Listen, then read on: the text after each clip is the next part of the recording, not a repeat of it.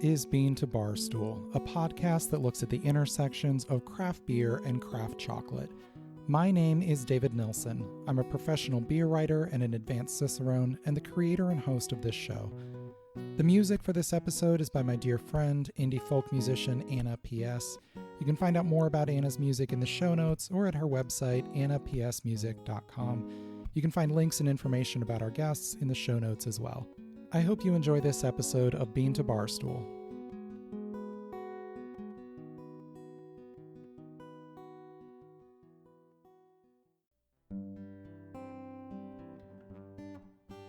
Hey everyone, welcome to Bean to Barstool Bite Sized, where we spend about 5 minutes with some of our favorite people from craft beer and craft chocolate. Today we hear from Raven Hanna, a molecular biochemist and biophysicist, and the author of the book One Cacao Tree, Backyard Cocoa, Tiny Fermentations, and Chocolate Making in the Tropics. In this clip, Raven talks about tasting everything we can to expand our flavor vocabularies, and about how creating stories around tasting experiences can help us remember those flavors better. Enjoy! Anytime you have an experience in a new place, whether you're living there or visiting, try everything because it definitely expands your flavor vocabulary. And there are some flavors that you just really almost can't talk about in terms of another flavor. I was talking to a friend about this recently, and we were saying, how would you describe mame sapote or pitanga tuba or mangosteen? You know, these are flavors that are difficult to describe in terms of anything else. For people on the mainland, how would you describe avocado?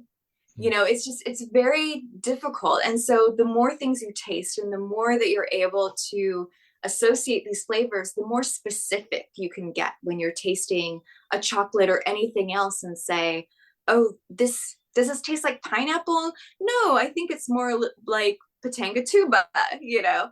And although that specificity may or may not be important, I think it makes it a lot more fun. I hear about a fruit and I've never tried it. I don't know anybody who has. And so I buy a seed online and I grow it in my yard. And the first time I taste the fruit is when it fruits for the first time. So that's a big journey to come to an understanding of a new flavor. But to me, it is so much fun and really makes living here so fulfilling. You do talk in your book about the tasting experience and using memories and stories and images and things like that to help you remember flavors, even for yourself. Can you talk about that a little more? Yeah, I was taking a class from École Chocolat on chocolate tasting.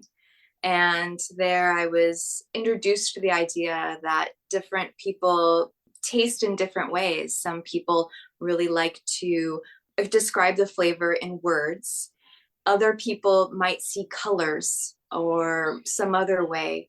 And for me, I found that I really like to connect the flavor to a story, especially with complex flavors like beer or wine or chocolate. The example I think I use in the book that still really stands out to me is this chocolate I was tasting that was from France. And I don't know whether it had off flavors or these flavors were there on purpose, but there was, I could describe it as being, smoky or leathery or terms like that.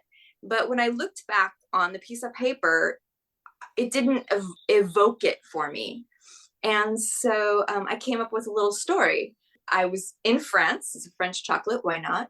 Walked into an old antique store, went into the back room, traveled through the store, went into the back room. There was this old trunk that you had to open and the dust would fly off.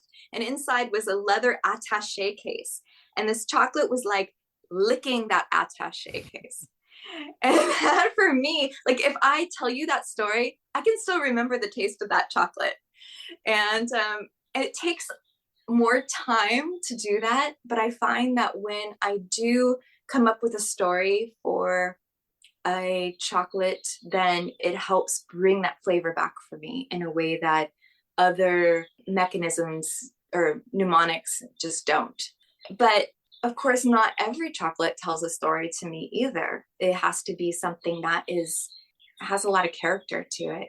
It's a special experience. It's something that I should take the time to do more often. It really makes you stop and be mindful. So it's a good meditative exercise as well. I definitely do want to take the time and enjoy my chocolate in that depth more often.